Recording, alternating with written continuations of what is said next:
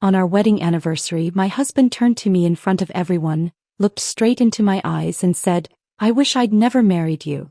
Something inside me shattered in silence. The next morning I didn't argue or cry. I packed my truth, emptied the accounts, sold the house and disappeared without looking back. "Kennedy, I wish I'd never married you." My husband spoke those words into a microphone at our 5th anniversary party, his voice steady and clear so every guest at the Greenbrier estate could hear him perfectly. The champagne stopped flowing. The jazz band fell silent mid-song. 100 faces turned toward us with expressions ranging from shock to pity to barely concealed satisfaction. I stood there in a champagne silk dress that cost more than I used to make in a month, my carefully applied makeup probably hiding none of my confusion, and tried to understand what was happening. This was not a man having an emotional breakdown. This was theater, performed with precision in front of carefully chosen witnesses. Asher handed the microphone back to the stunned event coordinator and walked off the small stage we had set up for speeches. The crowd parted for him automatically, and he left me standing alone in the wreckage of our marriage. That night I returned to our house and he did not come home. He sent no text, no call, no explanation. Just silence. I sat at our kitchen island in the dark and let myself think clearly for the first time in possibly years. People do not destroy their spouses publicly without reason. They do it when they need witnesses, when they are building a narrative for something larger. By morning, my heartbreak had transformed into something colder and more useful. I called my attorney friend Natalie and said 5 words that would start a war Asher never saw coming. "I need to see everything." Before we continue, I want to thank you for being here as we share stories of strength and survival. If you believe that truth and justice matter, please consider subscribing. It's free and helps us reach more women who need to hear this. Now let's see what happens next. But to understand how I got to that moment, sitting in my kitchen at dawn making a decision that would change everything, I need to go back to the beginning. 6 years earlier, I would never have imagined this life or this ending. I had met Asher Bennett at a charity fundraiser for literacy programs, one of those events where local businesses wrote checks and felt good about themselves for an evening. I had gone reluctantly, dragged there by Emma, my college roommate, who thought I needed to get out more after a difficult breakup that had left me questioning whether I would ever find someone who actually valued what I did for a living. Most men I dated seemed to think teaching was cute but not serious work, something I did until I found a real career or got married and had kids of my own. Asher was different, or so I thought at the time. He was the keynote speaker that night, talking about urban development and community building with a passion that seemed genuine rather than performative.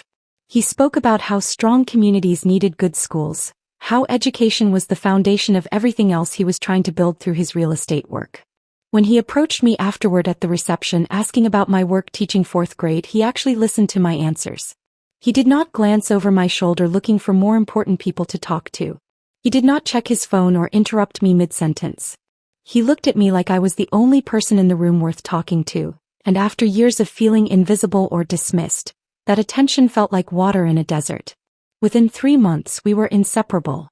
Asher would show up at my apartment after long days at his real estate office with takeout from whatever restaurant he had discovered that week and stories about difficult clients and zoning battles that he made sound almost interesting.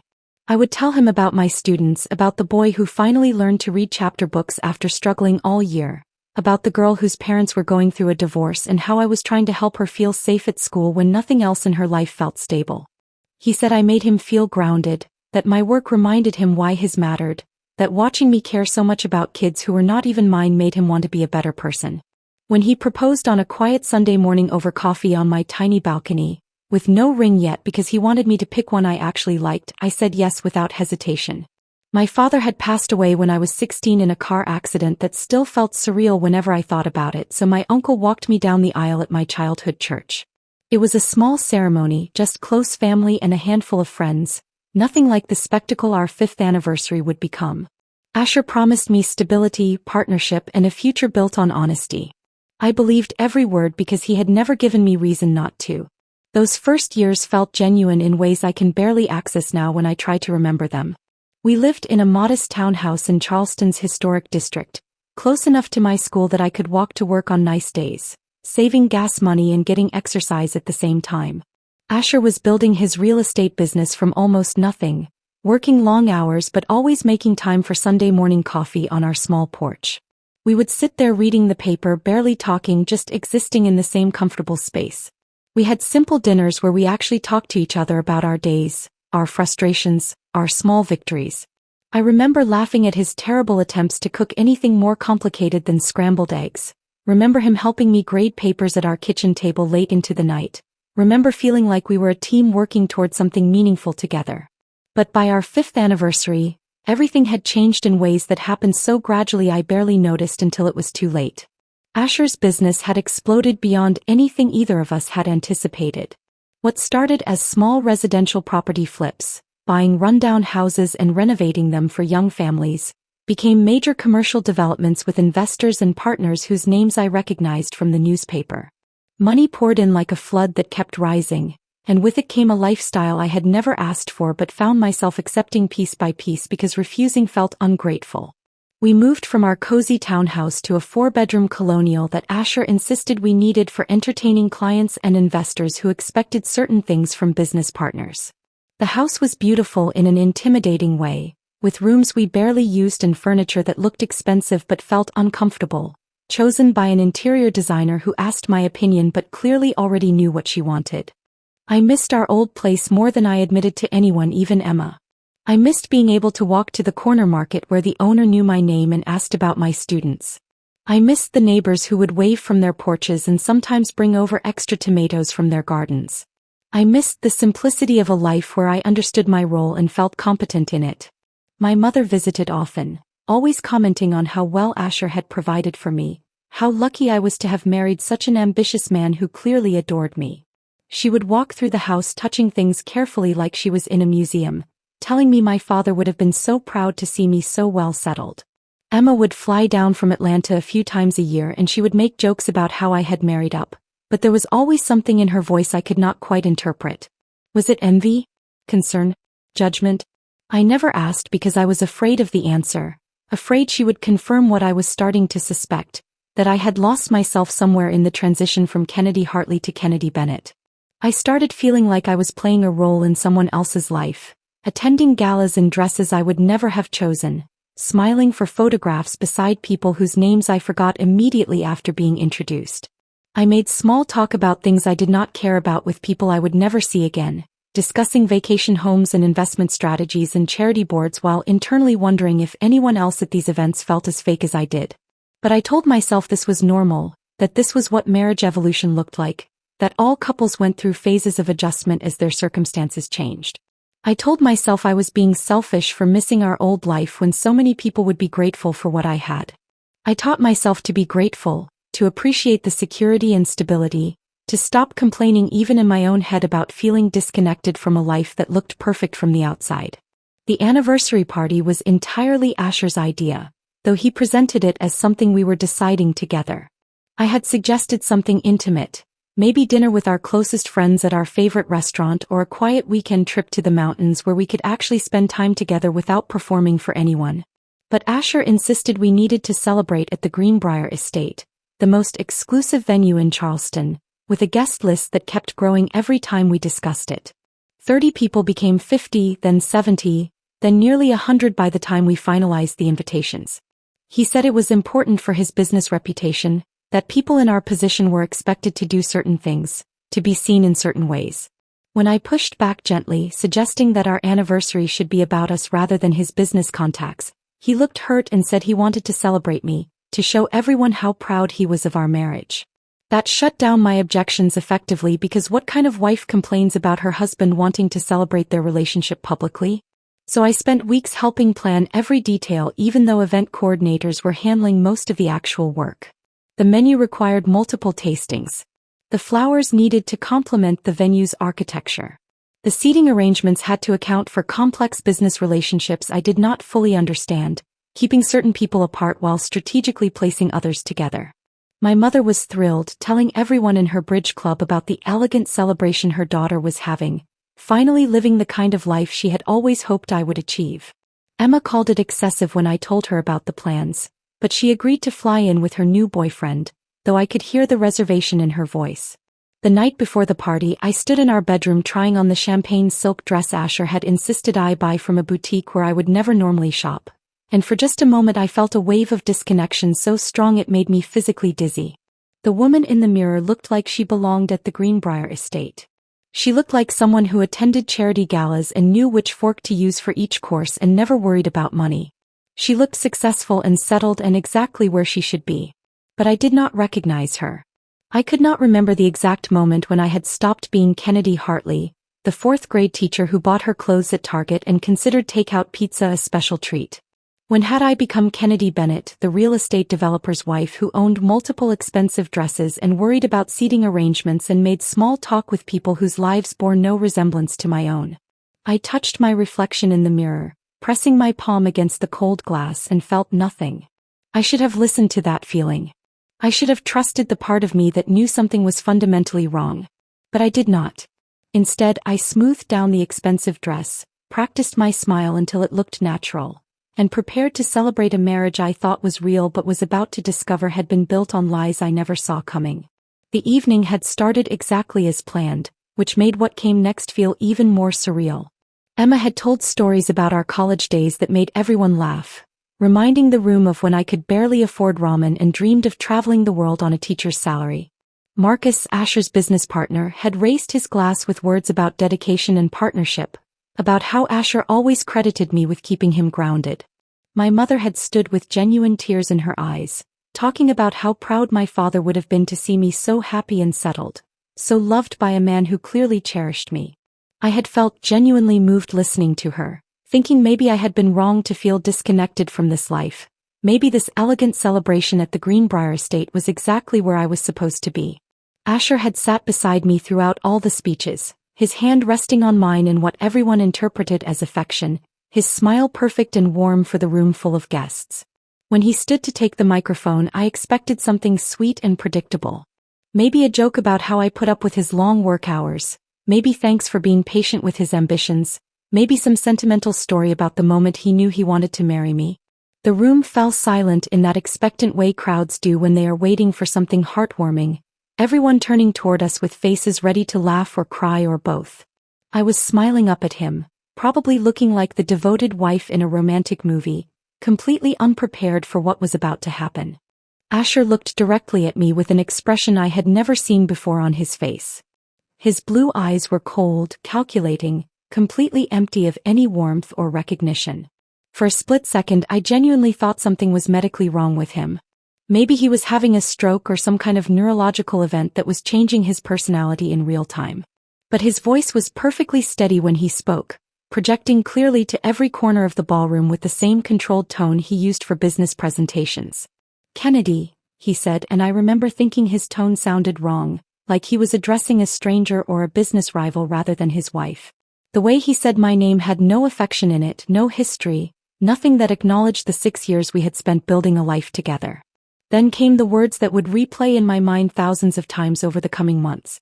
"I wish I'd never married you." They hung in the air like smoke from a gun, visible and poisonous and impossible to take back.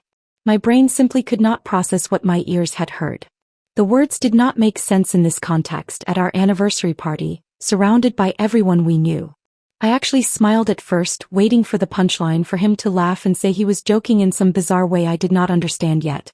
But he just stood there, microphone in hand, watching me with something that looked disturbingly close to satisfaction, like he was pleased with my confusion. The silence that followed felt suffocating, pressing down on the room like physical weight. I could hear someone's breath catch sharply. A glass being set down too hard, the crystal ringing out. The rustle of expensive fabric as people shifted uncomfortably in their seats, not knowing where to look or what to do. The looks on everyone's faces confirmed this was actually happening, that I had not misheard or misunderstood.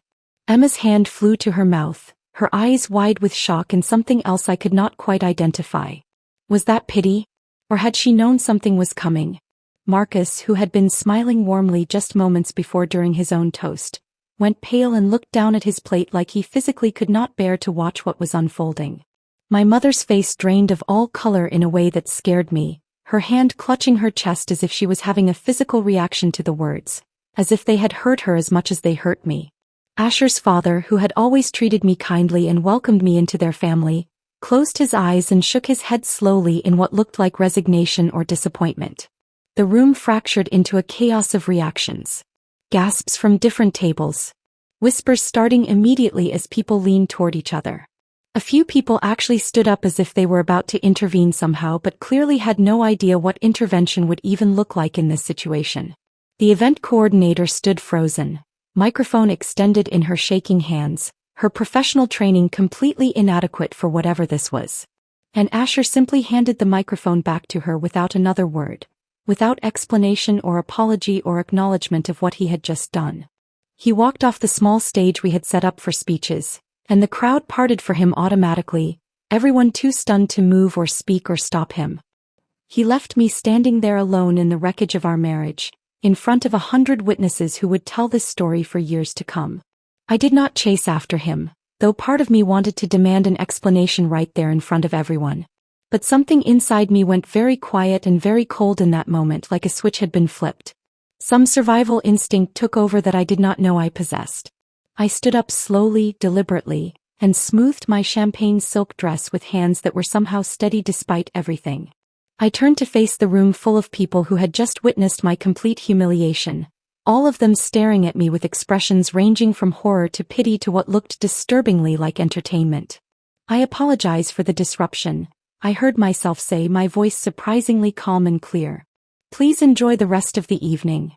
It was completely absurd. I was apologizing for my own public destruction, giving people permission to stay and eat the expensive food we had paid for while my marriage imploded in real time. But I could not think of anything else to do or say that would give me back any measure of control over this situation. So I walked through the ballroom with my head up, maintaining whatever dignity I could salvage, past tables of guests who suddenly found their plates fascinating and could not meet my eyes. I walked past the jazz band that had stopped playing mid-song, their instruments hanging silent and useless.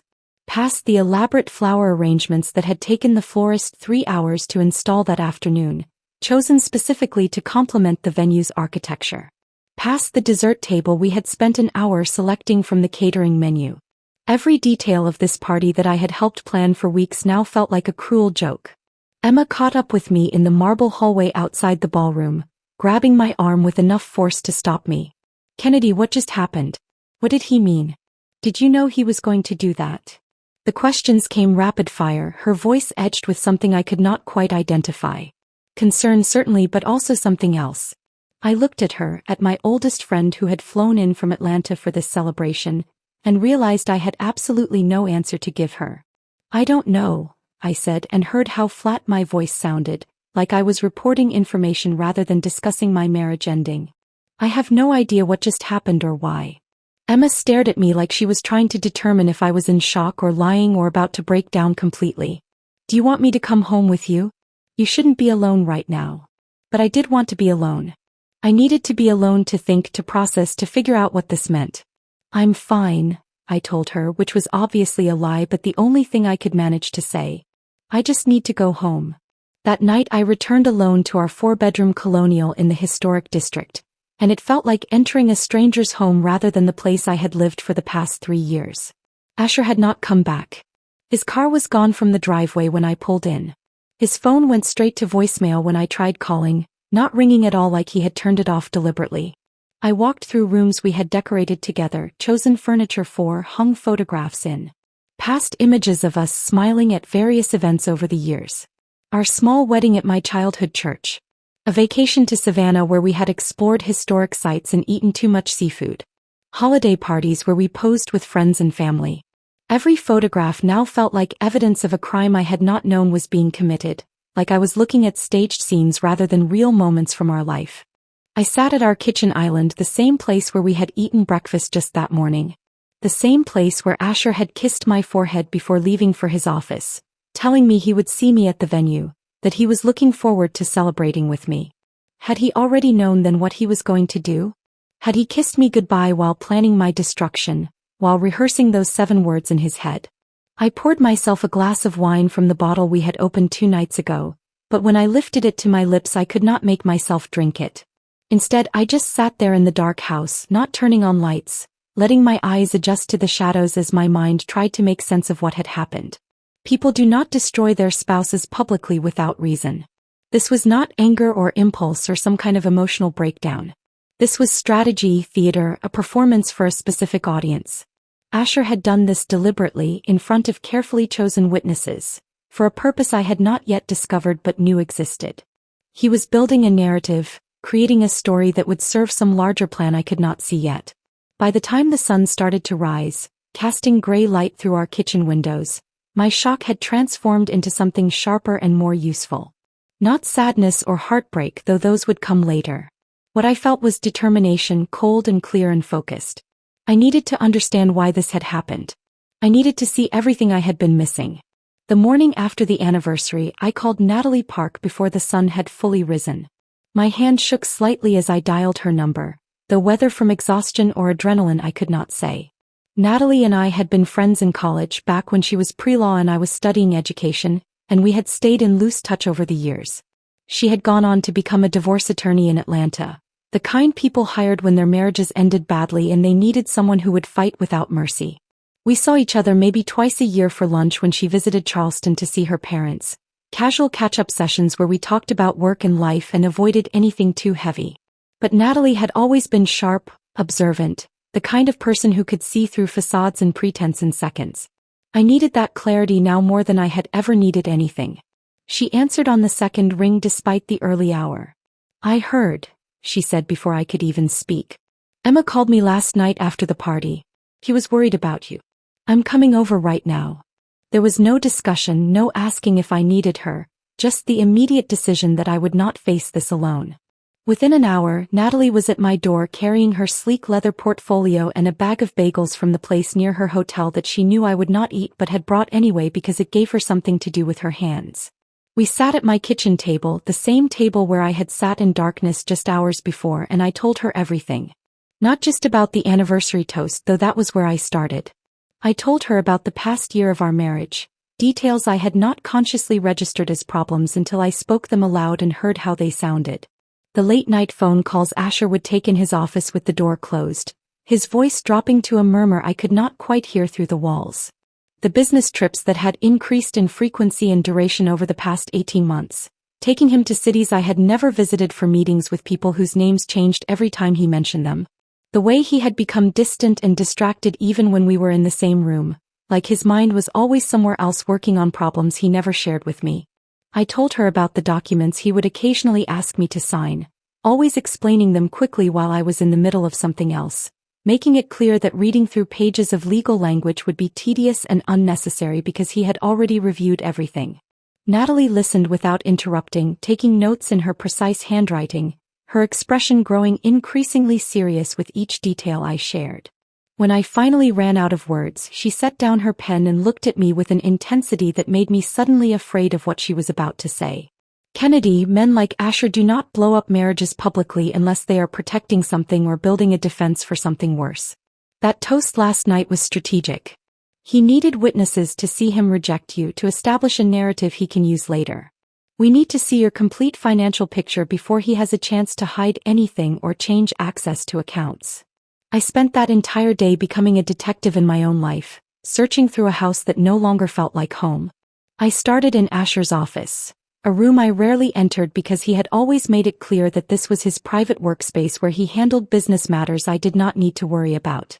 The filing cabinets were unlocked, which surprised me until I realized he had never expected me to look through them. Why would I? I was the trusting wife who believed everything he told me. I photographed documents with my phone, my hands moving mechanically even as my mind struggled to process what I was seeing. Bank statements for accounts I did not know existed. Investment portfolios with my name listed as co-owner on properties I had never heard of. Business contracts with signatures that looked like mine but that I had no memory of signing. I accessed our shared online accounts, screenshotting everything before passwords could be changed or information could be deleted. Our joint checking account told a story I had been too distracted to notice while living it. Systematic withdrawals over the past 4 months, $5,000 and $10,000 at a time, all labeled as business expenses or investment opportunities. The balance had gone from healthy to nearly empty while I had continued teaching and assuming our finances were stable. I found property deeds for investment real estate titled in my name with addresses in cities I had never visited. When I looked closely at the signatures on these documents, I felt my stomach drop. They looked exactly like my signature, the specific way I formed certain letters, the particular slant of my handwriting. But I had never signed these papers, never even seen them before this moment. Someone had forged my name so perfectly that I almost doubted my own memory. By the third day of searching, I had compiled enough evidence to know that something was very wrong, far worse than a failing marriage or even a simple affair. Natalie brought in David Ramos, a forensic accountant she had worked with on complex divorce cases involving hidden assets. David was a quiet man in his 50s with gray hair and eyes that seemed to see patterns where other people saw only numbers. He sat up in my dining room with his laptop and stacks of documents, occasionally asking me questions about specific transactions or property purchases. Did you authorize this withdrawal? Do you remember signing paperwork for this property? Were you aware your name was listed on this business account? My answer was always the same.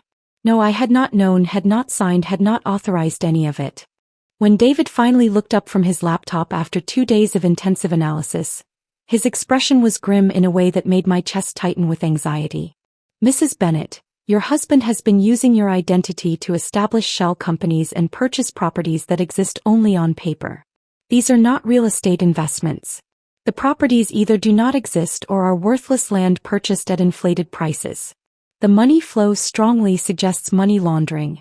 Funds come in from questionable sources, get filtered through these fake property transactions, then disappear into offshore accounts. If this operation comes to light and investigators start looking into it, your name is on everything. You would be the first person they would look at as the responsible party. The room seemed to tilt around me. I gripped the edge of the dining table to steady myself. While I had been teaching fourth graders how to do long division and worrying about lesson plans and parent-teacher conferences, my husband had been building a criminal enterprise using my identity as the foundation. How long has this been going on? I asked, my voice barely above a whisper. David's answer made everything infinitely worse. Based on the earliest documents I can find with your signature, at least 3 years. Possibly longer if there are accounts or properties I have not uncovered yet. 3 years. Our entire time in this house. Most of our marriage had been built on a lie I had been too naive or too trusting to see. The pieces started fitting together in a way that made me physically ill. I excused myself from the dining room and went to the bathroom, where I leaned over the sink and tried to breathe through the nausea. The anniversary toast was not about ending our marriage because Asher had fallen out of love with me or found someone else, though those might be true as well. It was about establishing a public narrative before whatever criminal operation he was involved in collapsed or came under investigation. By declaring me unstable and unwanted in front of 100 witnesses, Asher was creating the perfect story for when authorities came asking questions. Look at what she did to our marriage, he could say. Look at how erratically she behaved. Of course she was capable of financial crimes. Of course she was hiding illegal activities. I had no idea what she was doing behind my back. The unhinged wife who had destroyed their marriage would become the criminal wife who had destroyed her own life. The perfect scapegoat. When I returned to the dining room, Natalie was reviewing David's analysis with a lawyer's eye for detail and strategy. She looked up when I entered and her expression confirmed what I had already figured out. He's building your unreliability into the public record. When investigators eventually find your name on all these documents and accounts, he will claim you did everything behind his back. He will say he discovered your illegal activities and that is why the marriage fell apart so dramatically. You become the criminal, and he becomes the victim who was deceived by his own wife. I thought about the past 5 years of our marriage through this new and terrible lens.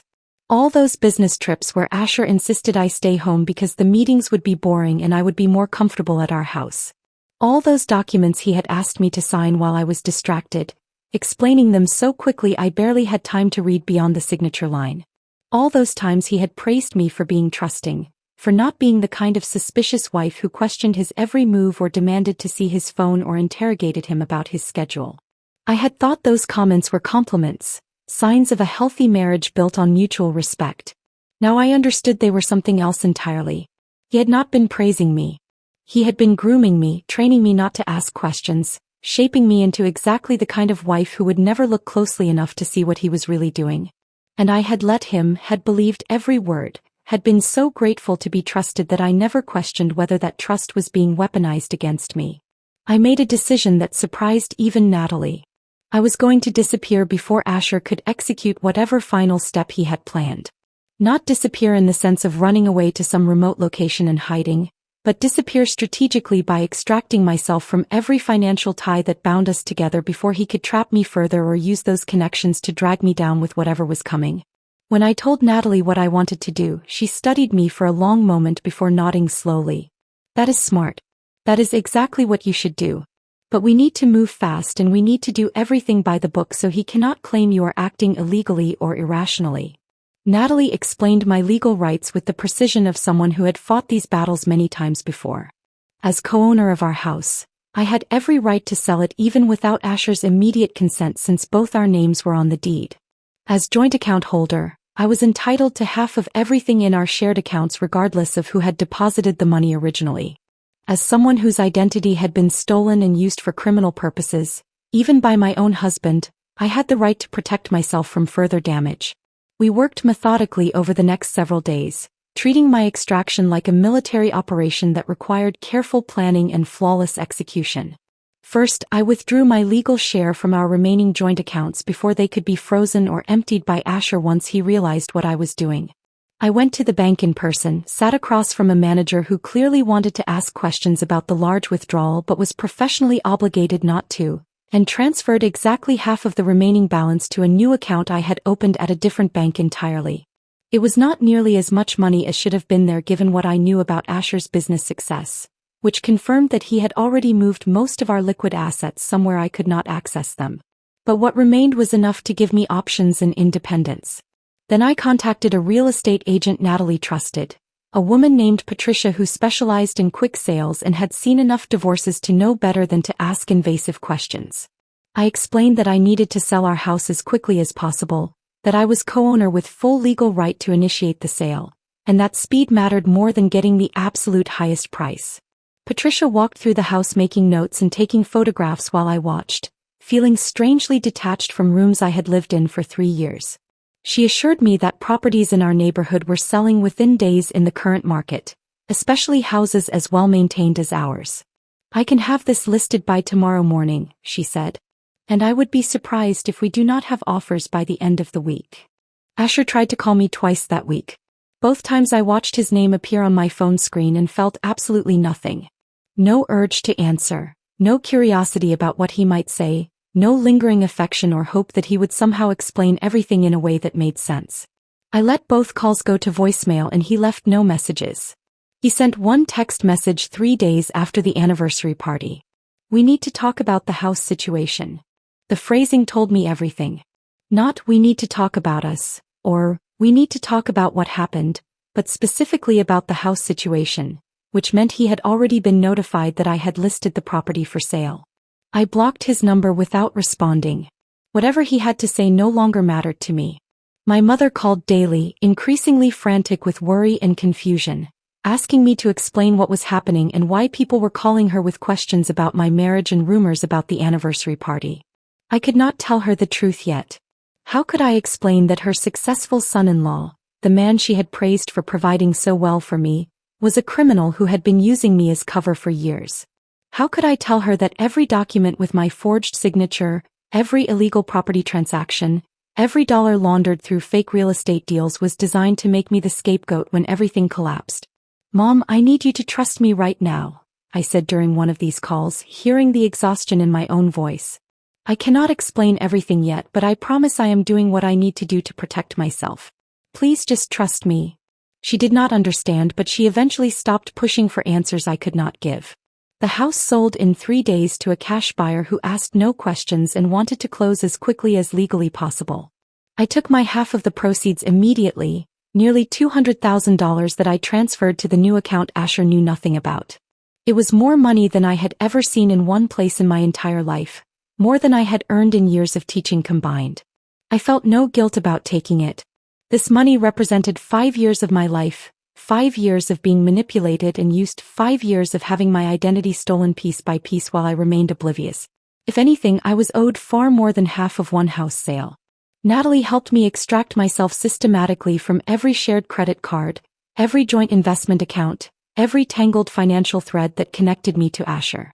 It felt like performing surgery on my own life, carefully cutting away diseased tissue to save what remained healthy.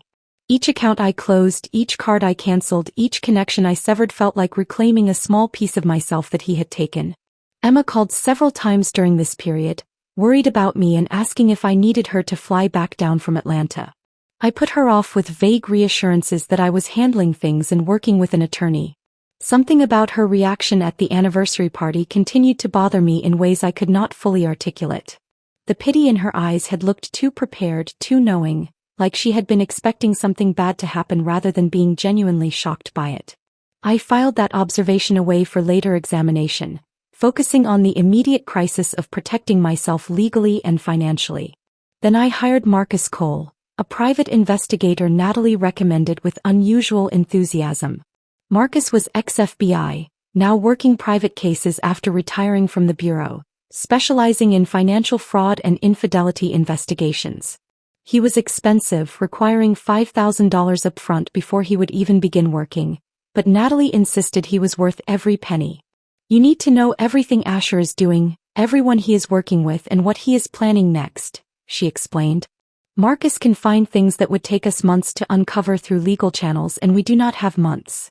I met Marcus at his office downtown, a deliberately unremarkable space with minimal decoration and a wall of filing cabinets that probably contained secrets about half the city. He was in his early 60s with gray hair and the kind of face that people forgot immediately after meeting, which I suspected was exactly how he preferred it. He listened to my entire story without showing much reaction, occasionally jotting notes on a legal pad but mostly just watching me with eyes that seemed to catalog and analyze every detail. When I finished, he asked one question. Do you want to know everything even if it hurts? Because I will find things you do not expect and some of them will be painful. Are you prepared for that? I did not hesitate. Everything. I need to know everything. Marcus worked with impressive speed. Within a week, he had surveillance photographs of Asher meeting with a man named Vincent Torres at various locations around Charleston. Restaurants where they sat in back corners speaking in low voices. Construction sites where they walked through unfinished buildings pointing at blueprints. What appeared to be an abandoned warehouse near the port where they met late at night with other men I did not recognize. Marcus provided background research showing that Torres had a questionable history in real estate investment with suspected but unproven ties to organized crime. Multiple properties that existed only on paper. Business deals that left trails of bankruptcies and angry investors. The kind of man that legitimate businesspeople avoided unless they had no choice or were involved in something equally illegitimate.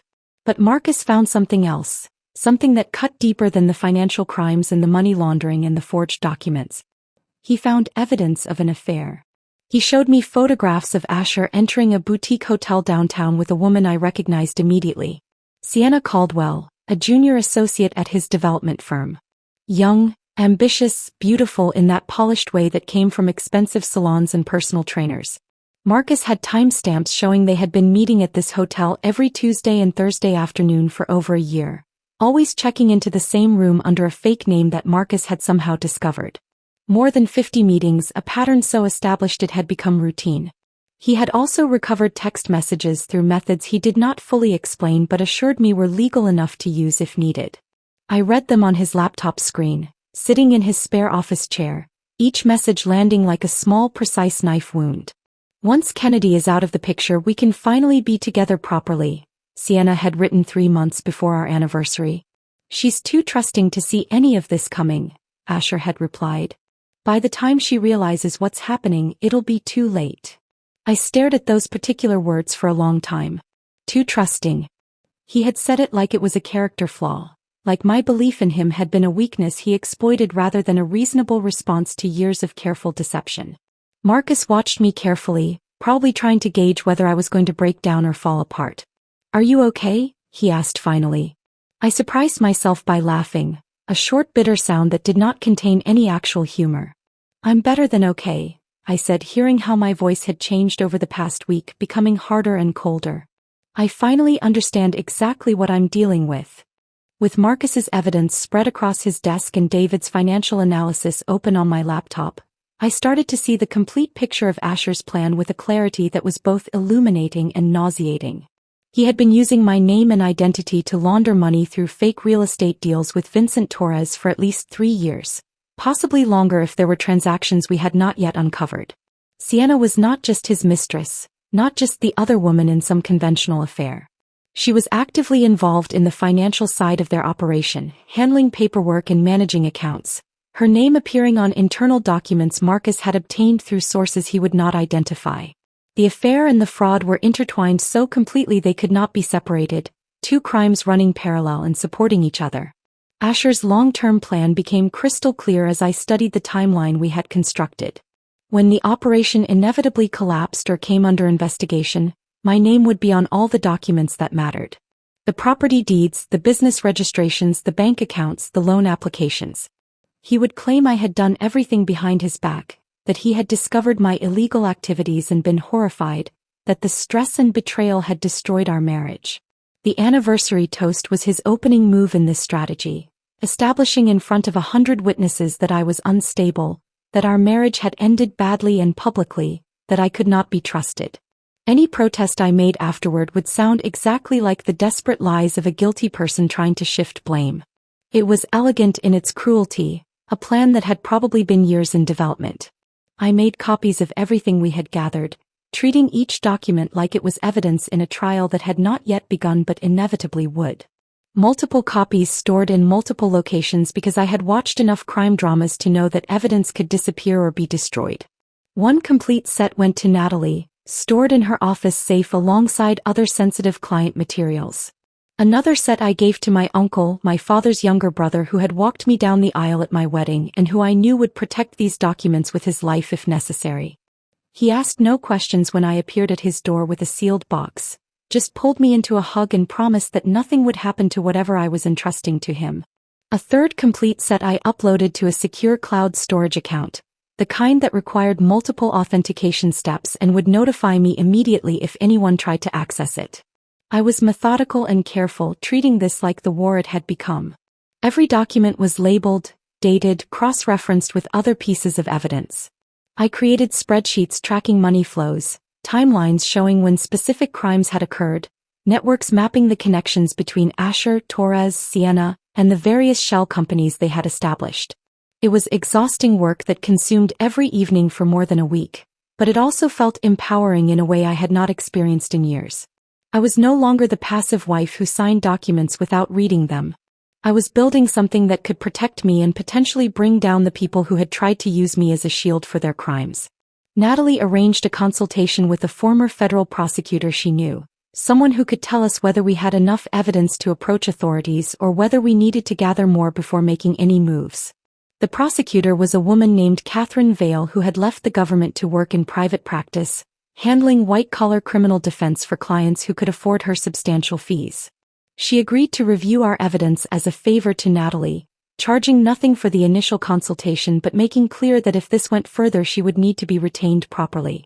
Catherine spent 3 hours in Natalie's conference room reviewing everything we had compiled. She made notes on a legal pad, occasionally asking questions about specific transactions or requesting clarification about dates and amounts. She examined the forged signatures on documents, comparing them to my actual signature on my driver's license and other legitimate papers.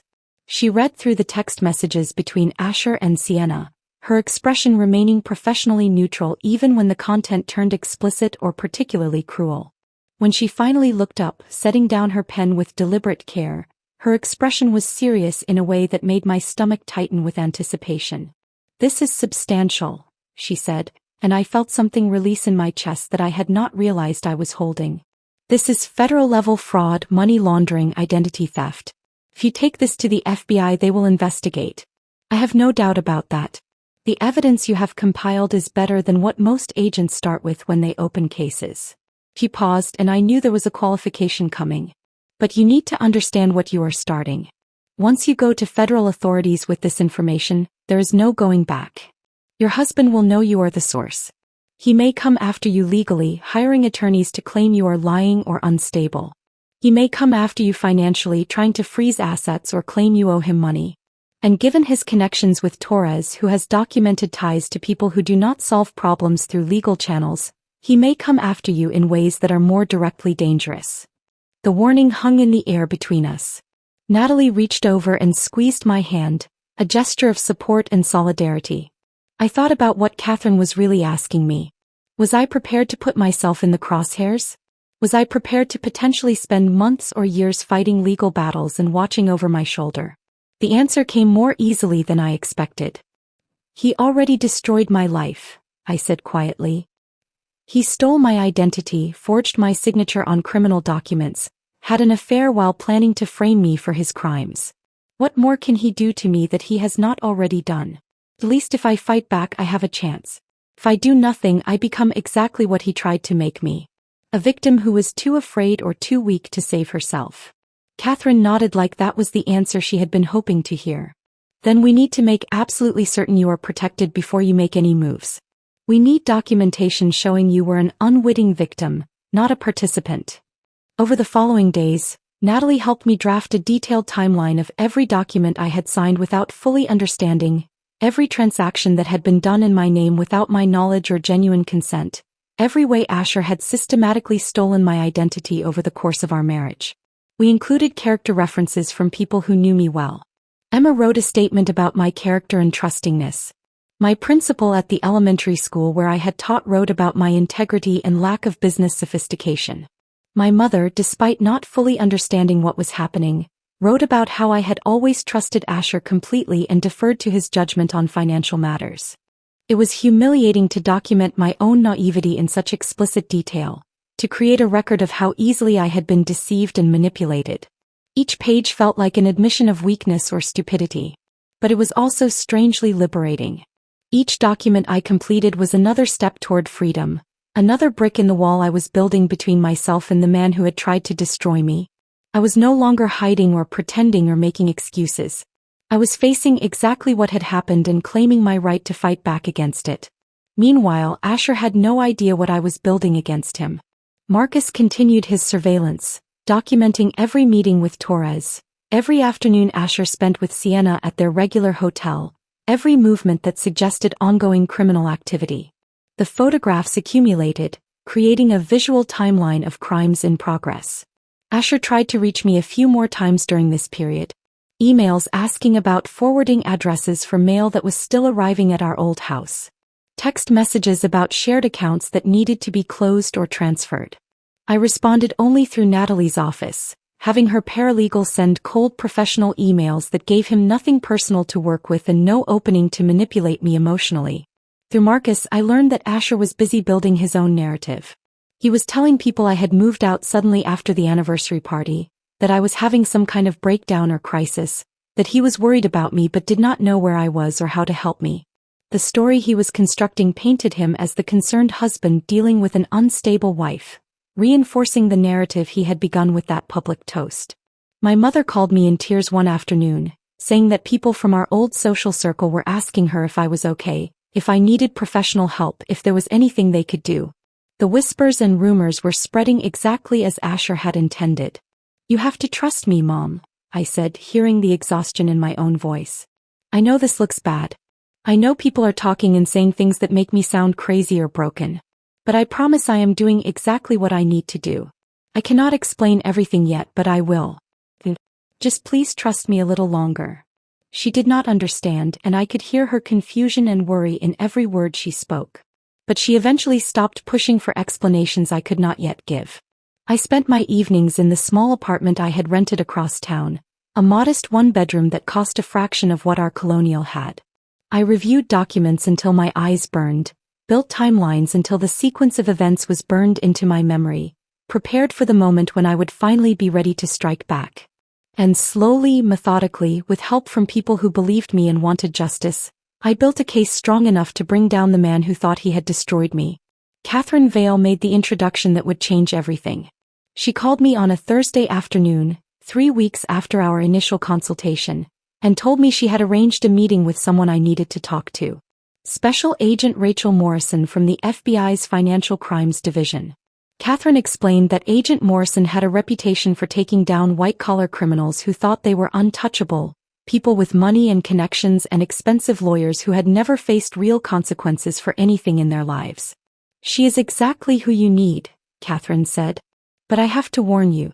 Once you walk into that federal building and present this evidence, You will be setting events in motion that cannot be stopped or controlled. There is no going back from this decision. Catherine arranged the meeting for the following Tuesday, giving me several days to prepare myself mentally and emotionally for what I was about to do. She warned me that the FBI would investigate everything, including me, at least initially. They would need to verify that I was truly an unwitting victim rather than a participant who had gotten cold feet or was trying to avoid consequences. You need to be prepared for that level of scrutiny, she said. They will ask hard questions. They will look into every aspect of your life. They will talk to people you know and worked with. Are you ready for that? I told her I was prepared because I had spent weeks documenting exactly how I had been deceived, building a case for my own innocence that was nearly as thorough as the case I was building against Asher. More than that, I was ready to stop being afraid. For 3 weeks I had been looking over my shoulder, wondering if Asher or Torres would figure out what I was doing, wondering if I should just take my money and disappear somewhere they would never find me. But running felt like letting them win, like confirming that I was exactly the weak and frightened person Asher had always believed me to be. The night before my meeting with Agent Morrison, I sat in my small apartment surrounded by boxes of documents and thought about the past 5 years of my marriage. I had been a good wife in every way I knew how to be. Loyal when loyalty was required. Trusting when trust was asked for. Supportive of Asher's ambitions and career even when they took him away from home for days at a time. And he had weaponized all of it, turning my love into a tool for his crimes, transforming my trust into a shield he could hide behind. I walked into the FBI field office on Tuesday morning carrying a rolling suitcase full of evidence, the kind of suitcase people take on vacation when they plan to be gone for weeks. The security screening at the entrance took longer than usual because of the amount of paper I was carrying, but eventually I was cleared and directed to the 4th floor where Agent Morrison was waiting. She met me in a conference room that was deliberately impersonal, gray walls and a long table and nothing that would distract from the serious business of investigating federal crimes. Agent Morrison was a woman in her late 40s with dark hair pulled back in a practical style and eyes that seemed to see straight through whatever facade people tried to present. She had the no-nonsense demeanor of someone who had interviewed hundreds of criminals and victims and witnesses and could tell within minutes which category any given person fell into. She gestured for me to sit and I did, setting my suitcase on the floor beside my chair. "Mrs. Bennett," she said, and I noticed she did not use my first name, maintaining professional distance. "Catherine Vale has told me generally why you are here, but I would like to hear the story directly from you. Start wherever you think I need to start and take your time. I am not going anywhere." So I told her everything, starting with the anniversary party because that was where my own understanding had begun. I described standing in that ballroom at the Greenbrier estate, hearing my husband tell 100 people he wished he had never married me, watching him walk away without explanation. I told her about the documents I had found in the following days, the forged signatures, the fake properties, the money being laundered through shell companies that existed only on paper. Agent Morrison listened without interrupting, occasionally making notes on a legal pad but mostly just watching me with an intensity that felt like being X-rayed. She was looking for tells, I realized, signs that I was lying or embellishing or leaving out my own involvement in whatever crimes had been committed. When I finished the overview of my story, I opened the suitcase and started laying out documents on the conference table in organized stacks. Bank statements showing systematic drainage of our joint accounts. Property deeds with my forged signature on properties I had never seen or heard of. Text messages between Asher and Sienna discussing their affair and their plans for my destruction. Surveillance photographs of Asher meeting with Vincent Torres at locations around Charleston. David's forensic accounting analysis showing exactly how money had been laundered through fake real estate transactions. Marcus's investigation reports documenting patterns of criminal behavior over multiple years. I had brought them everything Asher had done, packaged and organized and ready for prosecution. Years of fraud laid out in neat piles across a government conference table. Agent Morrison spent 2 hours reviewing just the first layer of evidence, asking occasional questions about specific documents or transactions, requesting clarification about dates and timelines. When she finally looked up from the table covered in paper, her expression had shifted from professional interest to something more serious. "Mrs. Bennett, this is substantial. If everything you are showing me checks out, and I have no reason at this point to think it will not, we are looking at multiple federal charges. Organized fraud, money laundering, identity theft, potentially RICO violations given the Torres connection and what appears to be an ongoing criminal enterprise. But then Agent Morrison asked the question I had been dreading since Catherine first arranged this meeting. Why did you not come forward sooner? If these crimes have been happening for 3 years as your evidence suggests, why are you only bringing this information to us now? I had prepared for this question knowing it would come, but actually answering it was harder than I had anticipated.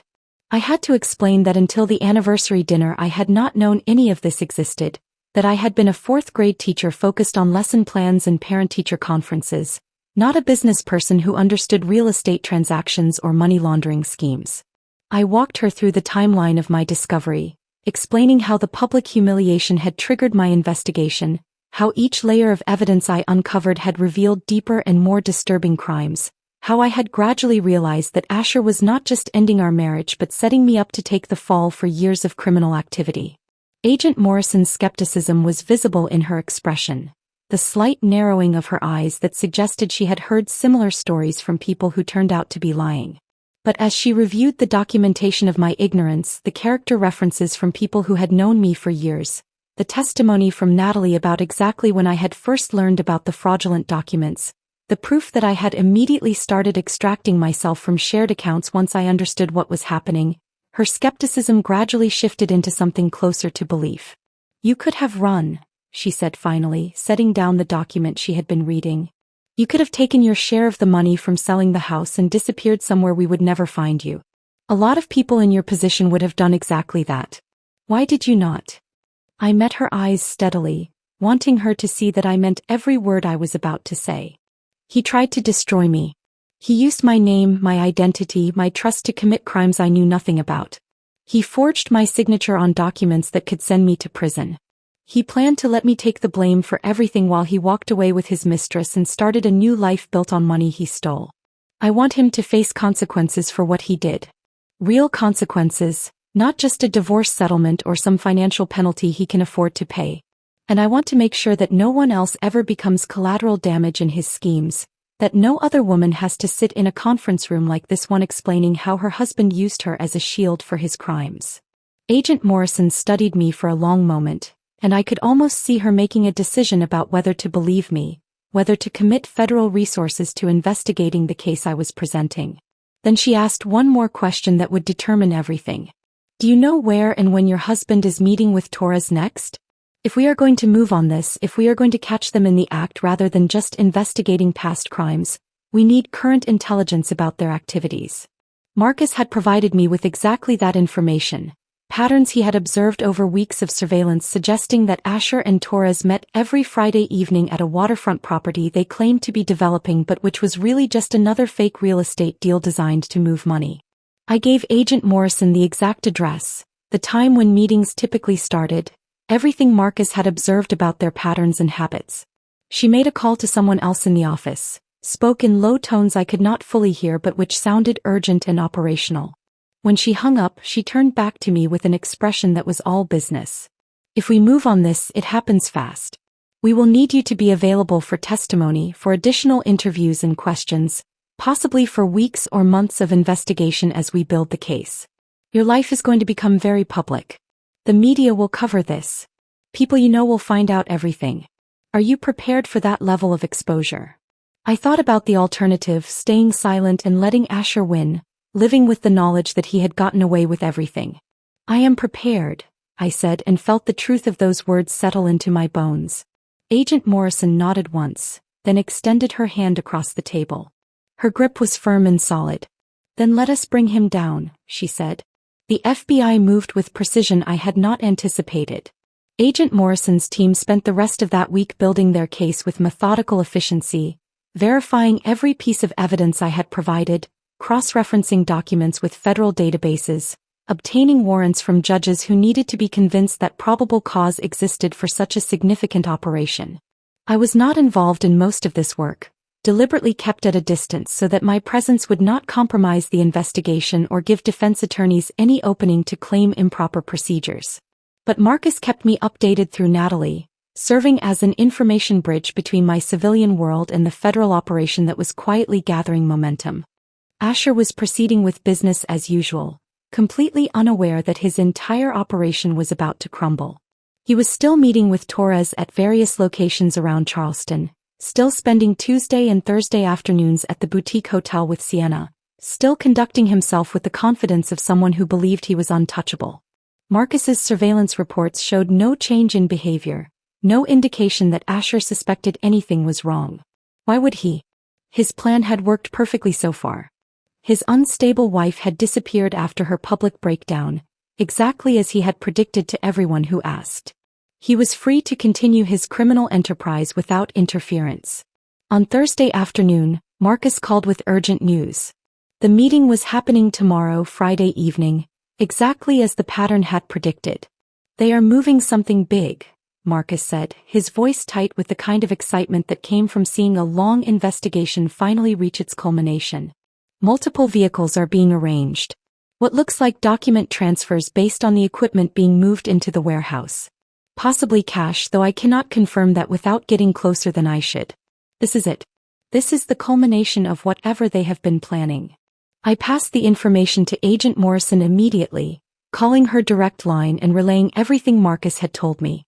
She listened without interrupting, asked 2 clarifying questions about timing and vehicles, then told me she would call me back.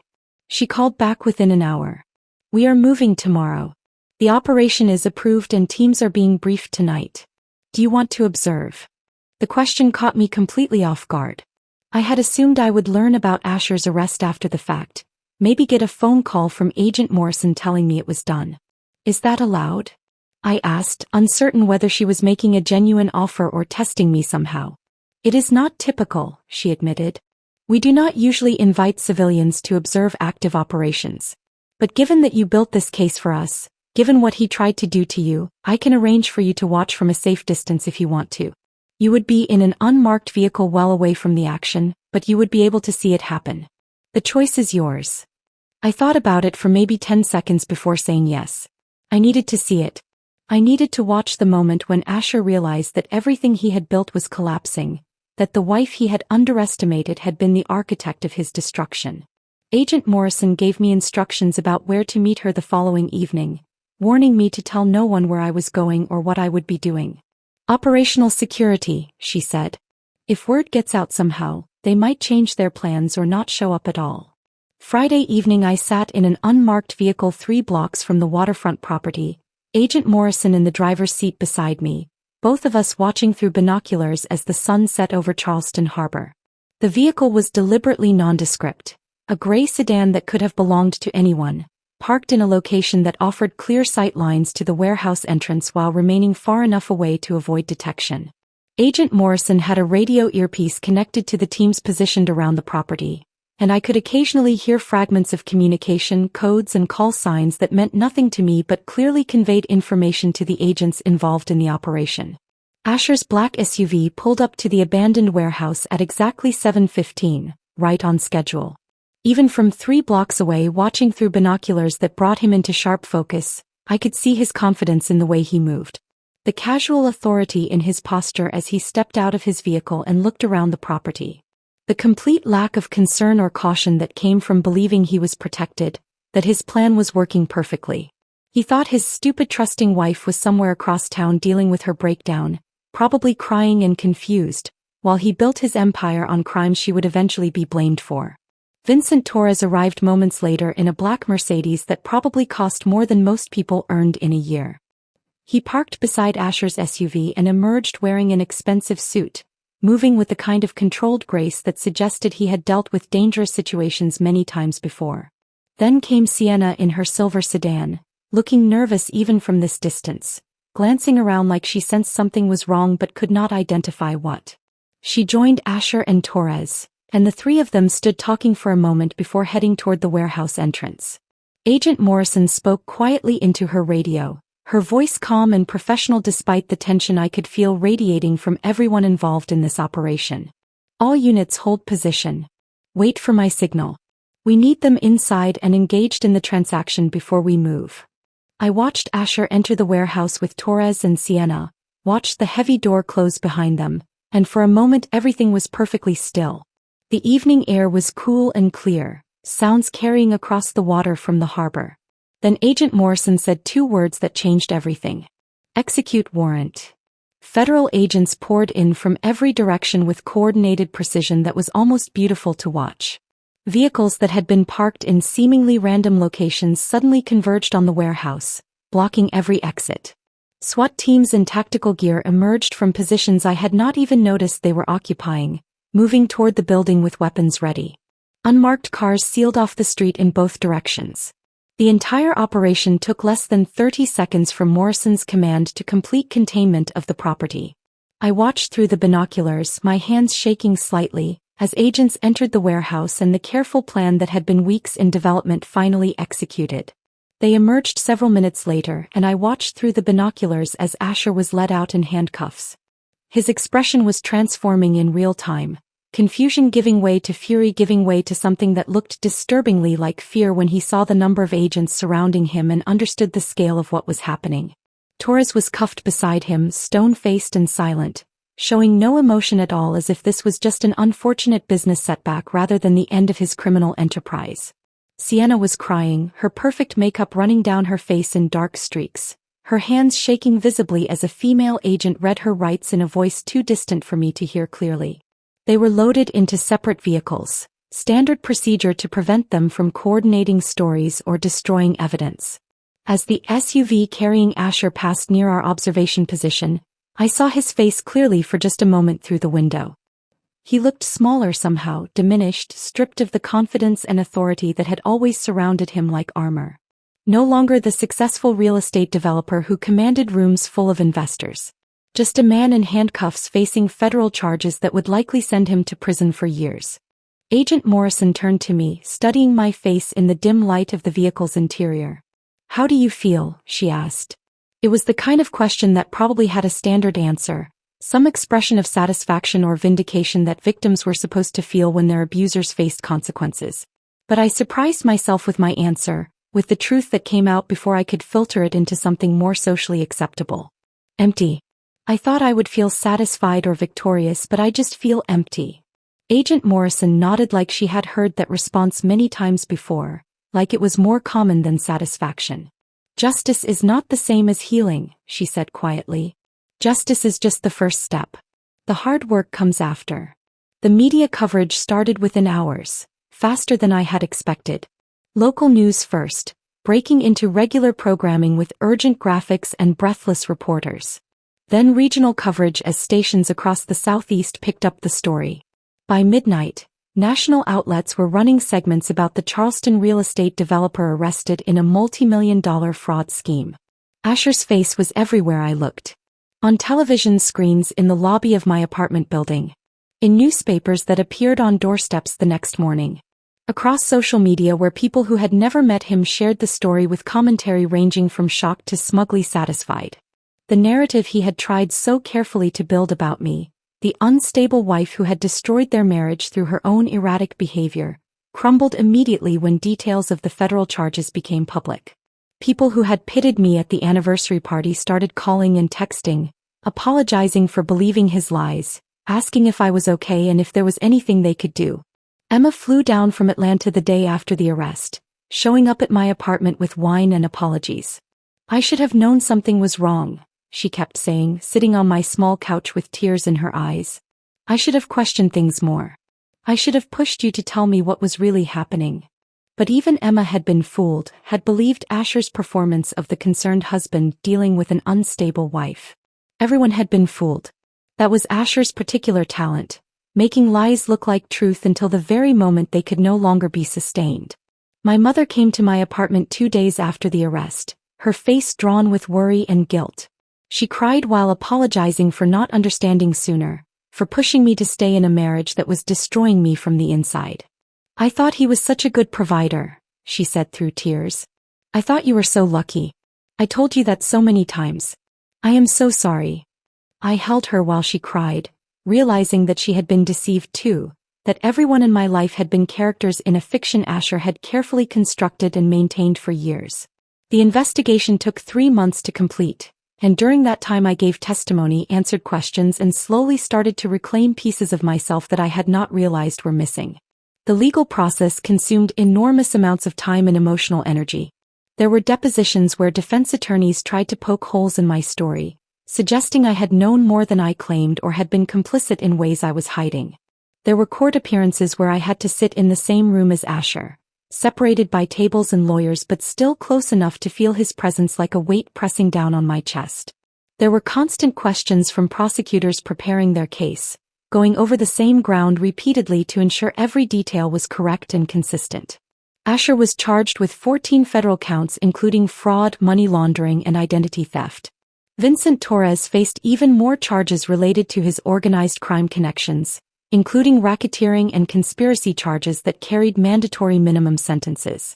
Sienna cooperated with prosecutors almost immediately, providing additional evidence and testimony in exchange for a reduced sentence and immunity from some of the more serious charges. Her cooperation confirmed details about the operation that I had only been able to piece together from documents and surveillance. She described how Asher had recruited her into the scheme gradually, starting with small tasks that seemed legitimate before slowly revealing the true nature of what they were doing. The legal process was exhausting in ways I had not anticipated. Not just the time commitment or the emotional toll of reliving everything repeatedly, but the way it forced me to examine every aspect of my marriage and question every memory I had believed was real. But through it all, I felt increasingly free rather than increasingly burdened. Each day in court was another day Asher saw me standing upright and unbroken, refusing to be the victim he had tried to create. I dressed carefully for each appearance, wearing simple professional clothing that projected competence and stability rather than the expensive designer items I had worn during our marriage. I answered every question clearly and directly, never becoming defensive or emotional even when defense attorneys tried to provoke me into reactions that would make me seem unreliable. Natalie stayed with me through the entire process, attending depositions and court appearances, helping me prepare for testimony, talking me through difficult moments when the weight of everything threatened to overwhelm me. One evening after a particularly brutal deposition where Asher's attorney had spent 3 hours trying to suggest I had been aware of the fraud all along, Natalie and I sat in her office drinking coffee that had gone cold hours earlier. "You know what revenge really is?" she said, looking at me with an intensity that demanded attention. "It is living well. It is becoming someone they cannot touch anymore, someone who exists completely outside the damage they tried to inflict. That is the only revenge that actually matters in the end." I thought about that observation often in the months that followed, letting it reshape how I understood what I was doing and why it mattered. When the verdicts finally came, they were decisive and unambiguous. Asher received 12 years in federal prison without possibility of early parole. Torres received 15 years on multiple counts. Sienna received 5 years and was permanently barred from working in real estate or any financial services capacity. I attended the sentencing hearing, sitting in the back of the courtroom where I could observe without being the center of attention. The judge delivered each sentence with clinical precision, explaining the reasoning behind the decisions and the message being sent about the seriousness of these crimes. Asher looked back at me once, just before the marshals led him away to begin serving his sentence. I do not know what he expected to see in my face. Anger perhaps, or tears, or satisfaction, or some combination of emotions that would tell him I was still connected to him emotionally even through hatred. I gave him nothing. I simply looked at him like he was a stranger I was observing with mild curiosity, which is what he had become. The man I married had never actually existed. I had been in love with a performance, a carefully constructed character designed specifically to use me for purposes I never understood until it was almost too late. The real Asher was the one standing in handcuffs, finally facing consequences for choices he had made deliberately and repeatedly over years. After the sentencing, I walked out of that courthouse into bright afternoon sunlight and felt something shift fundamentally inside me. The weight I had been carrying for months, maybe years if I was being honest, began to lift. Not disappearing entirely, but becoming manageable in ways it had not been before. I made the decision to leave Charleston entirely within days of the sentencing. There were too many memories in that city, too many places where I would run into people who would always see me as the woman from the anniversary disaster.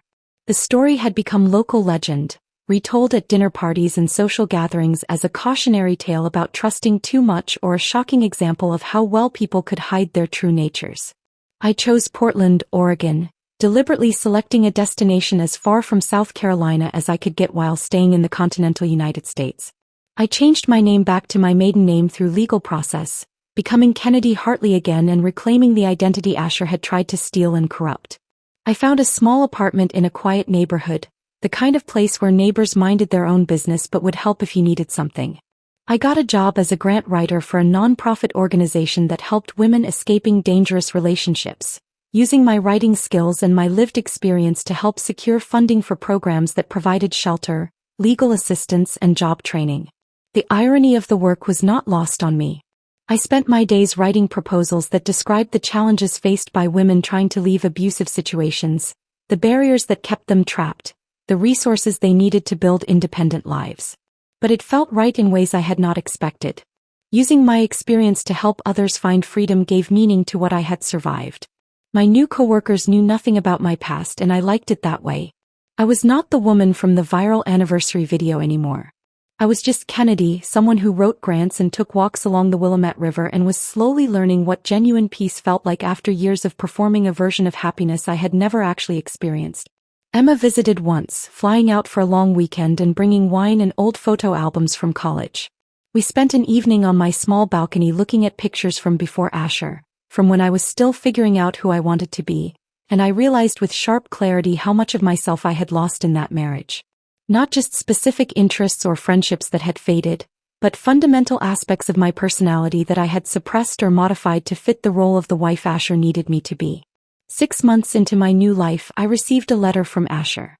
It had been forwarded through Natalie's office, and I held it for 3 days before opening it, uncertain whether reading his words would set back the progress I had been making toward genuine healing. The letter was short, written in his precise handwriting on prison stationery. He did not apologize for what he had done. He did not take responsibility for the crimes he had committed or the ways he had used and betrayed me. Instead, he wrote about how I had betrayed him by going to the FBI, how I had destroyed his life and his future, how I would never understand the pressure he had been under or the impossible situations he had been trying to navigate.